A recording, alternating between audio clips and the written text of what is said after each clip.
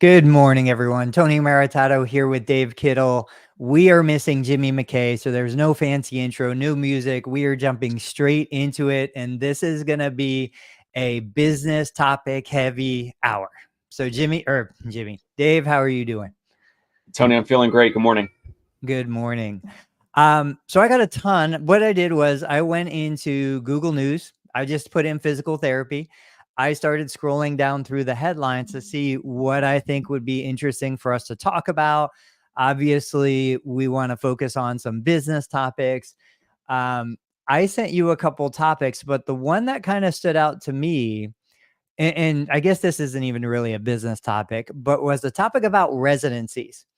So I know I'm looking for it on my screen. I know this is a promo press release from UCF, University of Central Florida, but they were talking about record number of DPT therapy students accepted into residencies. And I don't really think about that all that much, but it caught my eye and it got me thinking. My perspective, and maybe I don't even know if I'm a boomer. I think I'm Gen X. Why? Okay, we go for 12 years of, school, then we go into college, 4 years bachelor, then we go into grad school, another 3 years. I'm like, God, cut the cord, get out of the womb. Let these people be a human and gain experience. Now they're pushing for them to go into residency straight out of graduate school. I feel like, fine, if you want to do that, get 10 years of experience, get your hands dirty with real people. What do you think? Is this the direction we're going? Should we go this direction? No, I think it's just a cash grab from either these universities or maybe are they also other programs that are not universities? Like, I don't know, like we, you and I love Jeff Moore, but like, is PT on Ice doing a residency or are all the residencies through a program, an actual school university that has a DPT program? I don't know. That's a good question. I don't even know. And my understanding was these are, businesses that have developed residencies, maybe in partnership with universities, so they have some credentials behind it. Again, I'm not against continued education. I love education, but I feel like we've gone so far away from learning in real life to learning in a classroom, learning in a protected environment. And the thing that cracked me up the most, I'm going to read a quote from this. It says, quote, "Residency training for physical therapists is the crucible where theory meets practice, forging experience through immersive learning and mentorship." No, it's not. Go in the clinic, get a job, start treating real people, go on your own, make mistakes. It is okay. And the quote goes on to say, "It's the transformative journey that hones skills, instills confidence, shapes compassionate caregivers, ensuring excellence in every step toward healing." I just think it's another crutch. I think people are just afraid. And I was there. I had already owned a clinic. I was already seeing clients as a personal trainer, then transitioning to physical therapist. I know even at that point, I didn't feel like a competent therapist when I had graduated from the PT program. But you just go through it. You just learn, you research, you study on your own. Like, you don't have to lean on somebody's shoulder for every single thing we do. What do you think? I agree. By the way, that quote was from who or where? So this is from the university. It's one of their representatives. Like a Catholic university. The fact that they said like crucible, I mean, it sounded Yeah. like, culty, religious almost. Like, come on. And transformative. The best learning, like you said, and you kind of hinted at it if you didn't say it directly. The best experience is experiential learning, right? So it's like, Right. that's why we do rotations. And I agree. Listen, the first year or two, maybe even the first 3 years, like I didn't fully I didn't fully get it, with like treating patients. And like you come out, maybe you have an ego. I had a DPT, and then I had these like colleagues and mentors that had 20 or 30 years of experience over me. And I know there was a little bit of kind of like there was some type of mood around, like, I come out, I have this DPT, but they have like decades of experience, and I just wanted to put that aside And two of my mentors at that time, my first job, they were both CHTs, certified hand therapists. They were significantly way more experienced than I was. And I learned from treating their patients and looking at their exercise and their treatment flow sheet. Like, what did they do with this patient? Okay, what did they do at the evaluation? What have they done since the last 4 or 5 visits? Let's model some of that. I'm going to now take this patient, their patient, through some of this stuff, but like in my own kind of way, but I'm going to try to keep it consistent. I want some continuity of care. We don't need a residency. We don't need a fellowship. You're not going to get paid anymore. You're not going to get, as far as I know, you're probably not going to get any student loan reduction or relief. Scott said salaries don't increase and reimbursement doesn't change. I doubt patients care. Patients definitely don't care. Is the juice worth the squeeze? No, it's not. Well, and I just don't even think you're ready to get the full benefit of what a true residency would be. You know, it's like, again, my 15-year-old, we're practicing driving in the car. Like, he is so green at driving. He just needs reps. He just needs experience. He needs time to see different situations. He will do much better in the future with different kinds of coaching and training, because now he can build on his own experience. And I go back to, like, well, what the heck was the clinical internship all about? Like, why did we do these clinical rotations? That was the practical experience that gave you a chance to get in the mind of your CI and understand why they made those decisions. And one more thing, to my understanding, when you go into a clinical residency, you're accepting a lower salary. You are getting paid, but you're getting paid less. And so it's like, when are we going to start earning a living? When are we going to get out there and just be adults? Scott also said, whatever happened to see one, do one, teach one? Yeah, I totally agree. I think the best learning is in real life. Let's hit another topic before we get into the ATI financials, because I think there's some interesting information in there. I'm going to put this up on the screen. So I saw this, which is always interesting. Let me see if I can scroll down here. So this was a case: physical therapy clinic owner pleads guilty in healthcare fraud scheme. Now, I think it's interesting. It says physical therapy clinic owner, but then as I was reading the article, so it says 41-year-old Stephen Timothy Wells pleaded guilty in federal court, submitting false claims in an attempt to defraud healthcare benefit program. It said in here, this is the name of the place. I don't even know how you say that. Something Spine and Rehab. Somewhere in Hawaii. Yeah, I don't know if he was a physical therapist, but he talks about submitting a number of claims for doctors, nurses, and physical therapists. So I don't know what kind of practice this would have been, that they were billing for doctors and nurses in addition to physical therapy, falsely stating the provided services were actually provided by unlicensed staff members. Officials added that the unlicensed staff members included physical therapists, athletic trainers, and personal trainers, and some who had no professional certification whatsoever. Under the plea deal, Wells, he acknowledged his actions caused $250,000 to $550,000. He agreed to also pay restitution of $392,000. So, you know, a common myth that I hear is therapists think they're too small, they're not going to get in trouble. We know from generations of talking to practice owners that, yeah, there's plenty of them delegating what they're billing as PT services to aides and technicians. And I love aides and technicians. I started as one. The best therapists I know were aides and technicians before they became therapists. But you have to understand the rules. You have to understand, we don't even use aides and technicians because I don't even want the possibility of being into that position, even though I think it delivers a better patient care experience. What are your thoughts on any of that? What's been your experience?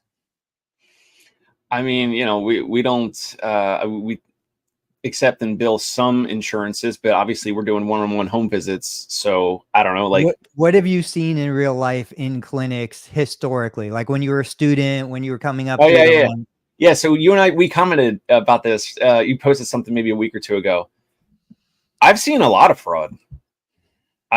and it's so commonplace. And what I mean by that is, and I'm not even going to say where or whatever, but like I've been obviously through rotations and working and all that. Like, okay, like an aide who's not licensed. Typically, it's like someone who's like a high school student who's working between, like a summer job, or it's some undergrad. They're a college student. They're undergrad. They're working nights and weekends or whatever, and they're an aide, right? So they are. I've seen putting hot packs and ice packs on a shoulder or a knee.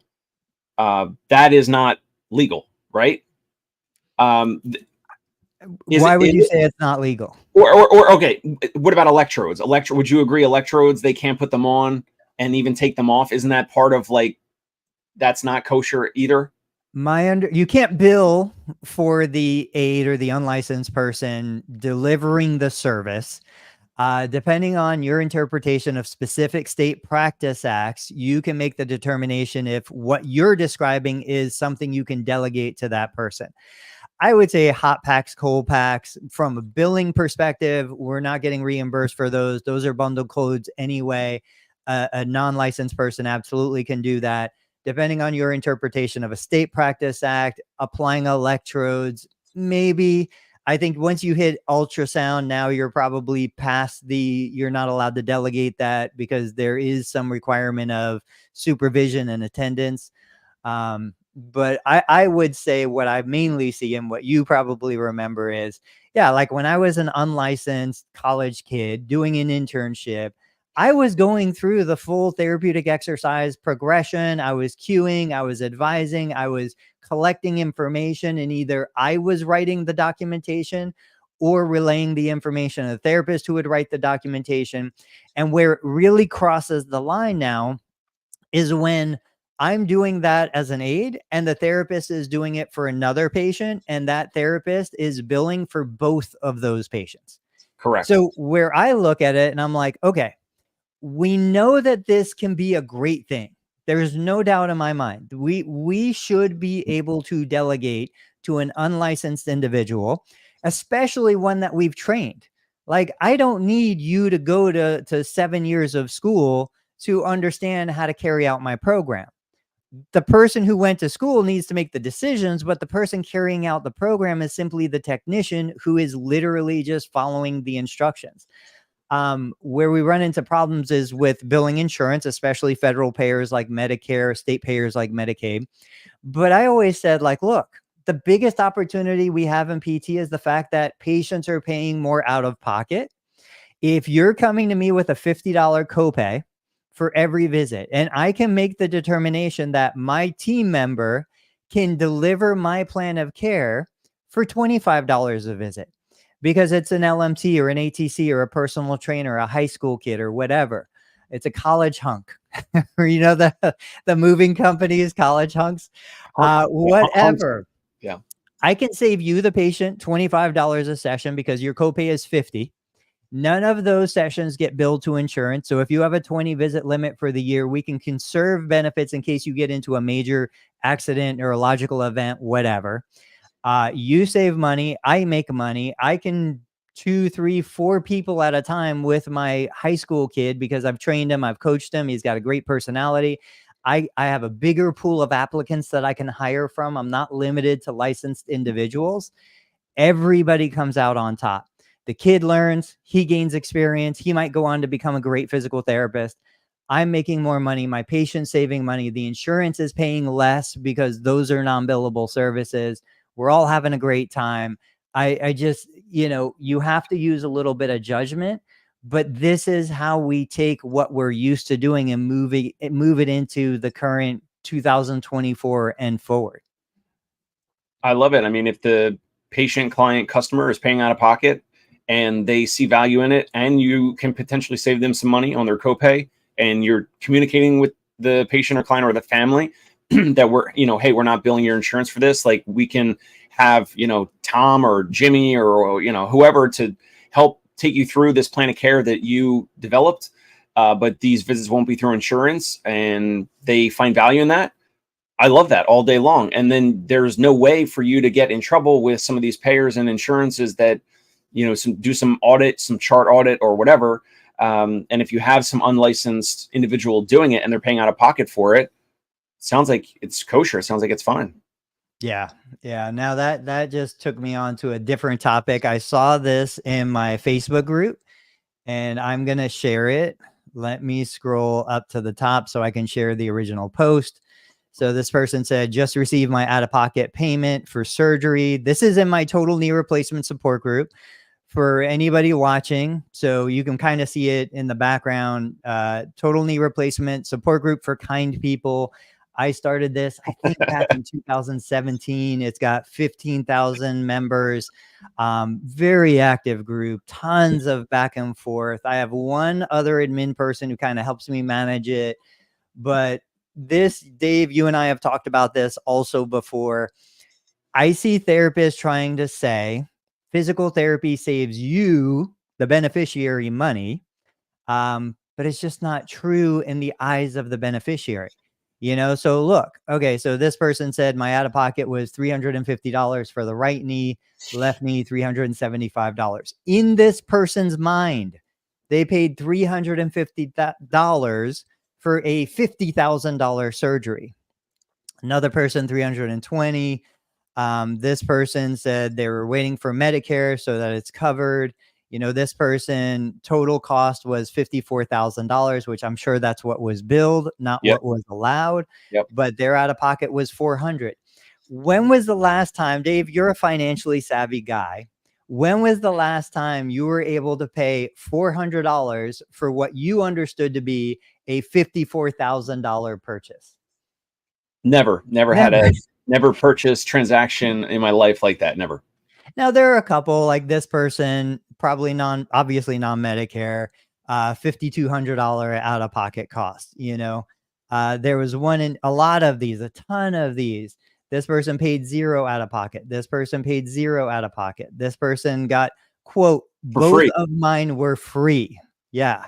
I would love to I don't know. You know how I am with all this, right? So like the people who quote unquote got it for free, like I would love to just have them pop on this live call right now. And I would love to see their function, their health and wellness, all that. Cause I bet it would be less than the person who paid $5,200. In my opinion, that's just one man's opinion. Yeah. Yeah. This person, 207. But there was one in here. So, okay, here's a 1,400. Here's a 5,500. I share a story about my mom that I think is interesting. If we have a chance, I'll share it here. Considering it cost $90,000 to $100,000, wasn't surprised by my out-of-pocket cost.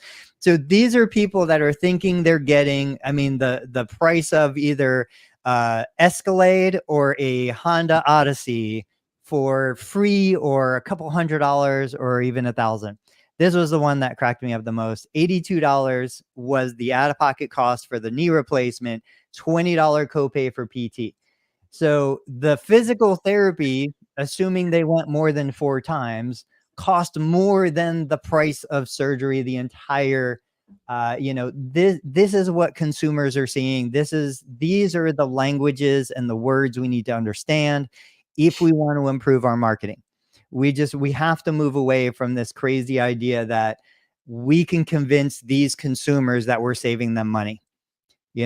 Not to mention the time, the effort, the frustration of like going to physical therapy, exercising when you're not used to exercising, changing lifestyle, losing weight, getting healthy, all of these things. Wow, there's a ton of comments here.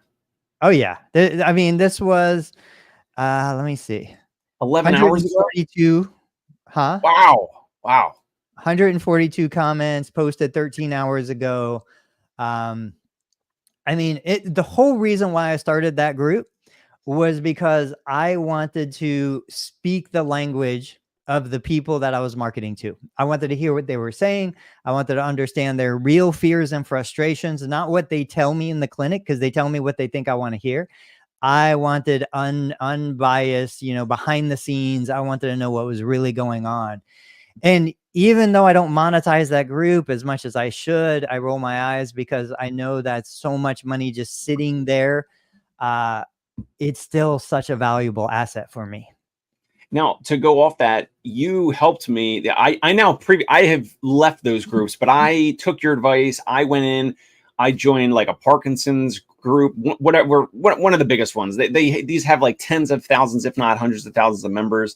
I was in a neuropathy group. I was in, I think, a multiple sclerosis group. Like, and people come in there, they're usually chatting about like their spouse or their family member with Parkinson's, and then the neuropathy one is just that's a whole other world. People talking about neuropathy and the symptoms and what they think triggers it and makes it better and worse, and people sharing pictures of lotions and potions and things like that. I mean, it's wild. I had to leave all those groups because it was just it.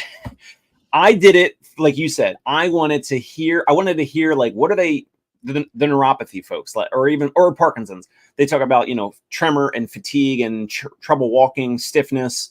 Some of those words I learned, just like you said, and then I put that into my website, my copy, emails, that type of stuff. But I don't know, like your group, I've seen enough where like it's helpful and beneficial. Some of these other condition groups on Facebook, I don't know how healthy that is. Like the fact that you have someone to relate to, that is the healthy part. That is the good part. But I just saw a lot of bizarre comments and points of view and things like, and I never really went in there. I would say things like seek out a physical therapist who specializes in this. I never said, here's my website, I'm a physical therapist, whatever. So I never even tried to do self-promotion in there because these members are like all over the country or the world. But I had to leave so many Facebook groups. It's crazy. Like, I think in general, yours is excellent, but in general, I think Facebook groups are becoming more and more toxic, but that's just my opinion. No, I think it depends on who starts the group. I think that's a huge part of it. So I used to be, and I still am, a huge advocate of saying, look at these toxic groups. There's like a rheumatoid arthritis group, a knee arthritis group, any of the back pain, sciatica groups. I mean, we know Dean Volk, he does an amazing job with his group. He does. Yep. But it's like PT run groups, really, really good groups. You let the individuals who are out there experiencing and suffering with these conditions start their own groups. Usually it devolves into a cesspool of disability and fear mongering and horrible, horrible things. Yep. Yeah. So but even within that, like, you can still learn a lot from that. You can see what people are thinking and feeling and fearing. But yeah, I think more therapists need to start more groups, but that was a long, slow journey. Like most things I do, 2017, if that's when I started, I didn't see any growth until like 2019. And I would post and I would share and I would tell people about it. And I had the luxury of having my YouTube channel that had been growing a little bit in that time. So I could direct people from my YouTube to the Facebook group. And then all of a sudden, for whatever reason, it just took off. And I wish I could say there was something I did. I didn't. It just started growing, thousands of members and gaining traction. And now my person who helps me manage the group, an administrator in the group, she's been known to rub people the wrong way. She runs other large groups. She volunteered to help me be an administrator for my group. And I said, yeah, sure. I don't care. She will shut down anything. Like, she will kick people out of the group in a heartbeat if they start being rude, if they start talking about drugs. So she does a great job. She's a huge asset. And there seems to be a core, that has been in the community for years now. And they really do a good job managing and controlling the tone. So I've been super happy with it. Let's jump into your area of expertise. Let's take a look. I'll share it for a little bit, but then I pulled some of the key highlights.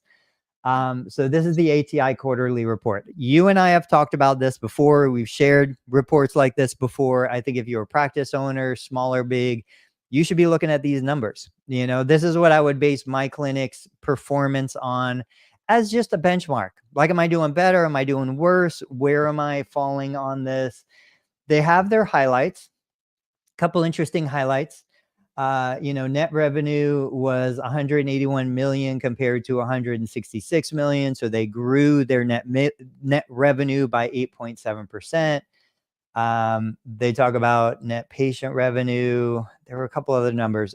Rate per visit. So their rate per visit was up, which we hear everybody talk about declining reimbursement, yet they have an increase of 9.7% in their revenue per visit. And so other revenue, they talk about little decrease there, less than 1%. Visits per day. Again, I think therapists are shocked to see their visits per day for the clinic was 26.9 compared to 25. But on a per therapist basis, their therapist, based on this statistic, they're doing about 10 visits per day. Every therapist I talk to who claims that they know ATI will say that's ridiculous. They're doing 20 and 30 visits a day. They're double booking. They're doing all this stuff. But I mean, these are stats that are relatively accurate. Obviously, we have examples of Enron and other publicly traded companies that had completely falsified their stats. So I'm not going to say I guarantee these are right. But generally speaking, I mean, they're audited books, and, you know, PT salaries and related costs were 56 compared to 52. So those were going up. And my guess is this is probably like salaries and related costs. When USPT shares their numbers, they're basing this on per visit. Yeah, cost per visit. So that's what they're looking at. And rate per visit is $108. So they're looking at $108 in revenue or rate per visit. They're looking at 56 of those dollars being salaries and related costs. So, you know, it used to be down under 50%. Now it's kind of moving up. And when I say used to be, I'm talking back in the mid 2000s. They're using some contract labor, doubtful accounts. They talk about EBITDA going up 6.5 million compared to 4.8 million. Those are the main numbers. Was that like per office, the EBITDA number? Did it say per clinic or per location? Adjusted EBITDA increased. It didn't say. I don't know. Adjusted EBITDA margin was 3.6 compared to 2.9%. Wow. I mean, that's low. It is. It is, but I mean, that's what I'm saying. Like, these guys are barely making a profit. I know none of us, I mean, truthfully, none of us are making a real profit. The only reason any of us have money in our bank accounts is because we're willing to do stuff that nobody else would be willing to do. If we had to hire the marketing department, hire the finance department, hire the janitorial services, hire the purchasing, hire HR, hire compliance, there would be no money for any of us. The only reason anyone at our scale can claim profit and have money in the bank at home is because there's somebody, usually the owner, who's doing all of that stuff. You know, that's the reality of it.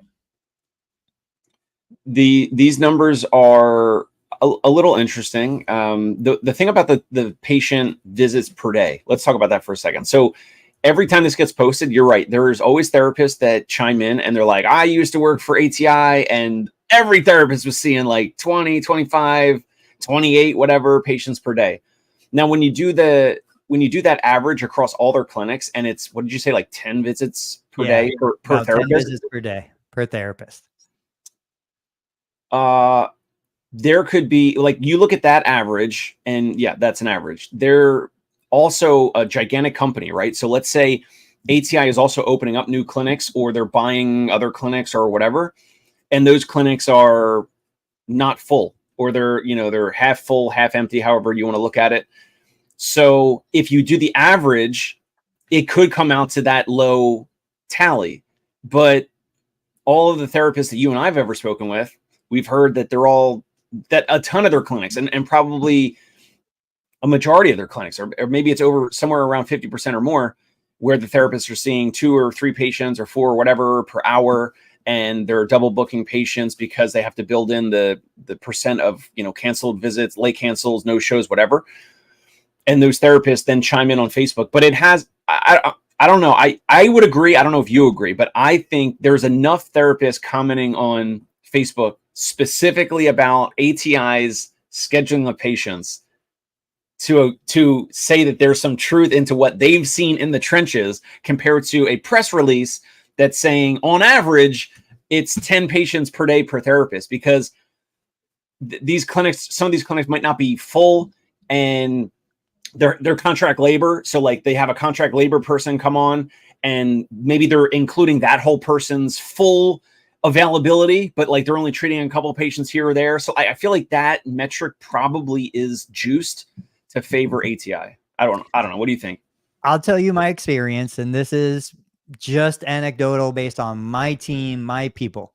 And I tell them this when we do annual reviews and quarterly reviews and stuff like that. I'm like, look, you guys, first I try to get a sense for how overwhelmed they feel. If I feel like they're getting overwhelmed, you know, if I see the schedule filling up, and I also try to judge my like overwhelm. Do I feel busy? And I'm like, why do I feel busy when I'm not even doing 20 visits a week, yet I feel like I am doing 60? I think that there are times on the schedule where it piles up 3-4 people. And then there are times where you have an hour of dead space.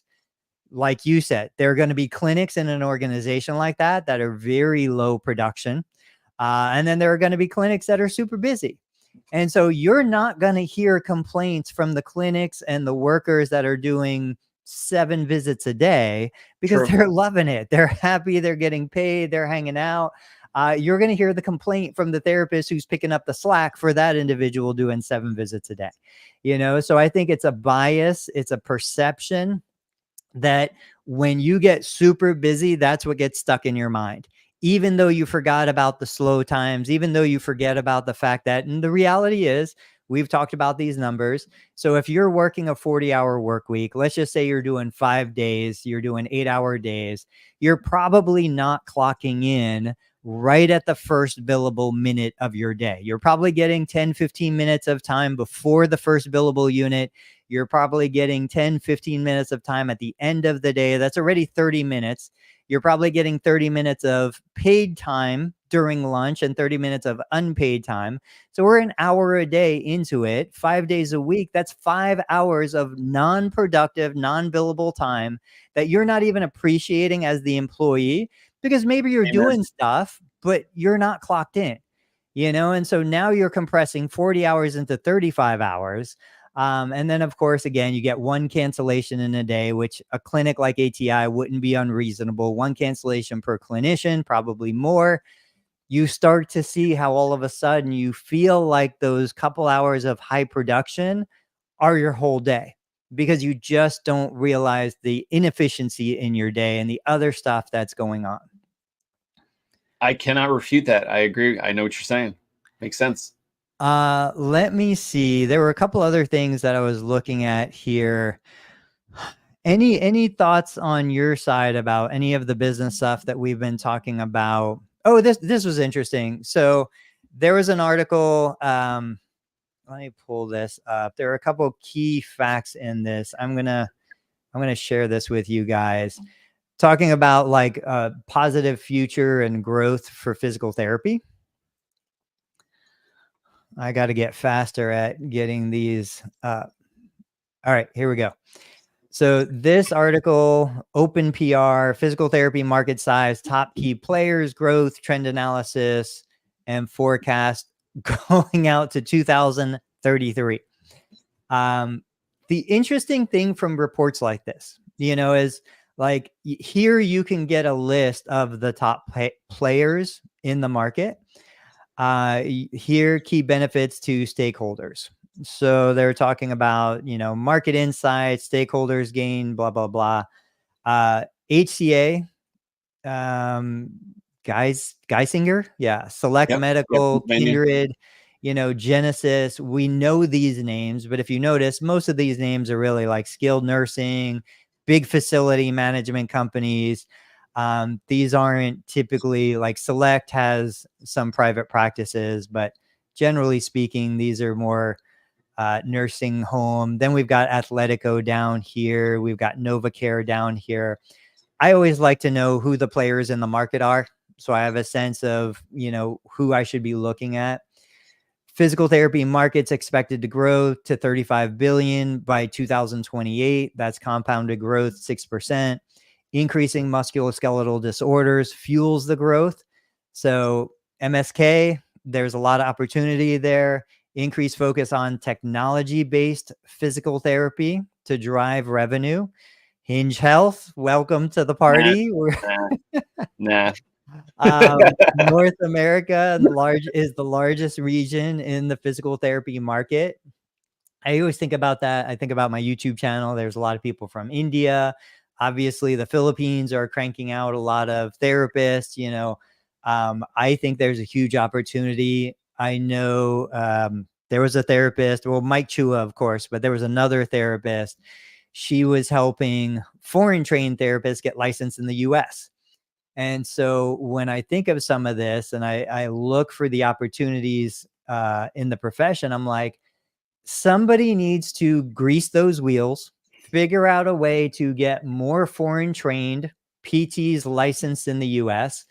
And I don't even know if there's a way that we could get foreign trained PTs licensed in the US, visas to work in the US, but not make them come to the US, allow them to work as telehealth therapists in the US. I don't know. I have no idea, but I feel like, the cost of education is so much lower. Once you crack I think the therapist who is doing it, her last name is Jing, like Jingle Bells. She had a 12-step process for everything that needs to happen in order for a foreign trained therapist to work in the US. If we could do that through telehealth, again, I know you're not a huge fan, but it opens up so much capacity that for clients who don't need hands-on, for clients who don't need a human in their physical space, these therapists could really help offload some of the wait times and wait lists that we see going on. I got really lucky recently. I was telling you guys I hired a new therapist and he's doing well. He's actually from Mumbai, India. He lives here in Brooklyn. He was one of the therapists who I sent that cold message. I shared it with your group last night on the call. I sent, these cold messages out on LinkedIn and he replied. He was interested. Turns out he's in my same neighborhood here in Brooklyn in Bay Ridge. And he's super hungry. And he's kind of working part-time for another similar style home therapy company. But he loves the dollar amount and compensation that we offer. He loves the fact that it's ortho and neuro, and most other places that are doing home visits are typically like geriatrics only. And so he's loving it. And I, as part of my interview process with every therapist, one of the last parts of it is they evaluate me, right? So he's in my neighborhood. So a couple weeks ago, whenever this was, a month ago, he came over to my apartment. I popped open my portable treatment table. He evaluated me. And I was so impressed. And that's why I hired him. I was so impressed with his hands-on skills, he had to treat me like a real patient. Like I had fake low back pain, sciatica. And he took me through an evaluation. And then the things where I was like, all right, let's fast forward through this. Like he was just like, all right, so I would do this, this, this, this. And his thought process and his approach was excellent. Checking, slump tests, all the things that the DBT program would cover for a new therapist. I was super, super impressed. And the one thing I didn't realize, he said back in Mumbai, there is I forget which area or whatever, but there's kind of like a New York, like Manhattan style area in Mumbai. So in terms of people and clientele that have high expectations, they're affluent, they have, discretionary income, all that. I didn't realize that. So he told me that. And I was like, you're going to fit in perfectly. We go in, of course you want to treat everyone respectfully and all that, but being able to deal with that clientele is really important for me. And it's important because that's kind of our ideal clientele. And he's been fitting in great. So he was trained in Mumbai. And if you didn't know any different, you would think that he was trained at some DBT program here. So huge fan of that. If they're here in person in the US, treating in person, not remotely, not video visits, not telehealth. But again, that's my bias. So I think, where we see AI technology coming into play here, Joey Albritton sent me an audio clip I would have 100% thought it was him. Like, there is absolutely no doubt in my mind. The cadence of speech, the terminology, everything that was being said, I thought he stripped the audio from a video that he had recorded and was sharing it with me. It was 100% AI generated. It was phenomenal. And so we see these AI companies coming out with, these video avatars, and you can't even tell the difference. What I'm really curious to see is how quickly it goes from, okay, humans in person to humans through telehealth to virtual AI generated humans on a telehealth platform. You talked about mock evaluations and role play. I hate that. That drives me insane. I would never feel comfortable being a fake patient and having a candidate try to evaluate me or do anything to me. But that's my weird craziness. Don't touch Tony. Which is hilarious because I get so okay. Anyway, I started doing this with the new Chat GPT 4.0 voice feature. So what I did was I got into Chat GPT 4.0 on the phone. I started using the voice feature. I said, hey, I am teaching physical therapy students how to improve their evaluation skills. I want you to be a patient. I want to do a mock evaluation. I will give you the condition, but then I want you, the student is going to ask you questions in real time. And I want the student to figure out what the diagnosis is that I'm telling you. It was incredible. The interactive, the voice back and forth, the inflections, like everything. And I shared this in the DPT student group on Facebook. I was like, hey, who's doing this? This is so incredible. And it's so easy and it's so cheap. You can turn it into a custom GPT if you want. But have you played around with that at all? Even from a training perspective, like you coach and train your staff, your other therapists on how to answer the phone, how to handle, new calls and prospects. Turning GPT 4.0 into a training partner is incredibly effective. I need to look into it and use it for onboarding and training. I agree. The thing with Joey, like that example, I have something really quick. I know we have like only 3 minutes left. So Sturdy McKay posted some content piece, and I think he might have tagged you. He tagged me in it on LinkedIn. I'll have to send it to you if you haven't seen it. I clicked on it. It was a podcast episode that he took. So he's using an app called Notebook LM. I'd never even heard of it. Have you heard of it? Google, yeah, their language model. Okay, not Gemini, but it's a different one that they have available. So apparently Sturdy took a blog post, and I guess he just copy and pasted the blog post into it. And the audio is it's a podcast of a woman and a man, so like two co-hosts of a fake podcast. They're talking about Sturdy McKay as if it sounds like it's from the news. It's incredible. It sounds like two real humans, like you said, inflection points, pauses, little chuckles, the tonality changes, and it's completely artificial intelligence. And I was blown away. I'm listening to, I got like a minute, I got 2 minutes and 37 seconds into it. And then I screenshot it and I texted Sturdy. I was like, is this for real? Both like two people, artificial intelligence. They're talking about Sturdy McKay. So then they're positioning, it's a piece of content for Sturdy. It's positioning him in a good light. It sounds like he was featured on some other podcast. That's what it sounds like. It's like two real people talking. Incredible. So I'm assuming the thing that Joey sent you is probably similar to that, where you couldn't even tell that it was artificial intelligence.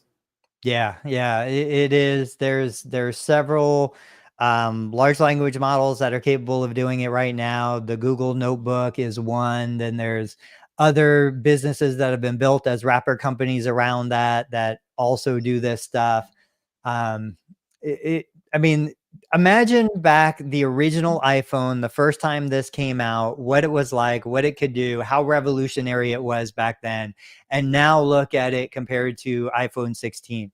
We are in such an early stage of what this technology can do.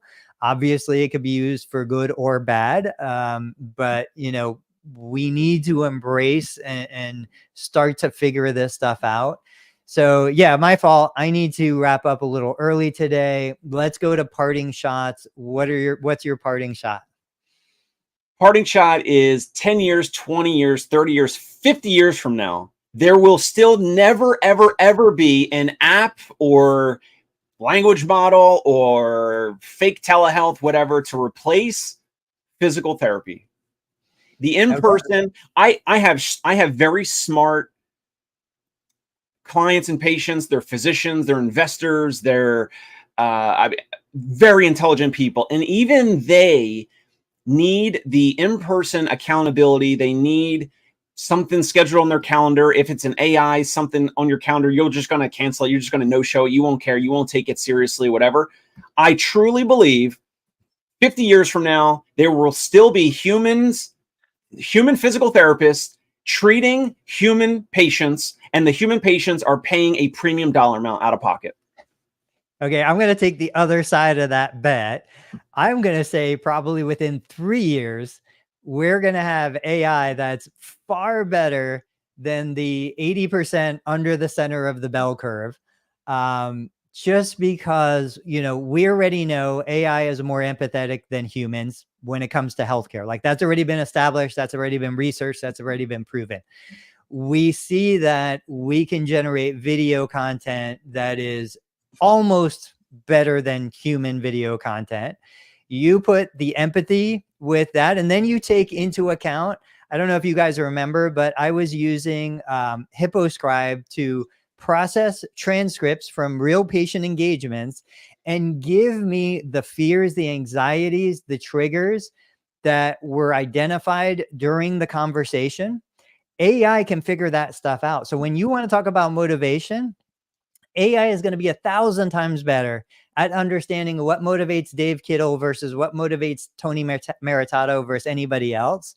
So there is no chance it's going to take 50 years. It's not going to take 10 years. I really think in 3 years, AI is going to replace the bulk of what the profession is doing. The profession right now. Here's the real quick. I know we got to run. I have something on my calendar. It's called Business Focused Hour. On my calendar, when that pops up on my calendar, I am supposed to do 1 hour of business focused something for my business, for my practice. And I'm the only one that sees it. So guess what happens sometimes, Tony? What? Do you think I always do business focused activities during that time when it pops up on my calendar? Do you think? What do you think? No. I'm guessing no. Exactly. And as hardworking and as motivated and entrepreneurial as I am, that's me. Now imagine a telehealth visit on, John Joseph, your next door neighbor, telehealth visit on his calendar. You think he's going to take it seriously in 5, 10, 15? I don't care about the emotional triggers. There is no human onus on it. I'm telling you, it's never going to happen. But see, you were thinking of it from what you understand right now. Like, what happens when AI assistants are tied into your bank account and the AI knows that you're money motivated and says, hey, I'm going to donate $1,000 to the KKK because you're not doing what you need to do. Like, I promise it is going to understand how to get you to do what you don't want to do. That's a whole other model without insurance then. That's a whole other... Real quick, Will said we already have endless info and people still aren't getting better. Right. True. Thank you, Will. Implementation. True. There is no AI that's going to help with implementation. That's going to help you physically do something differently about your health and wellness, in my opinion. Implementation. There's no app that's going to change that. Hopefully we're all still here in 3 years. We can come back. You can prove me wrong. I will gladly take my lumps. Guys, thank you so much for being here. Join us every Tuesday and Thursday, 8:30 a.m. to talk about PT business. Go check out the Dave Kittle Show. Join the PT Pintcast community, and I will see you guys next week. Thank you.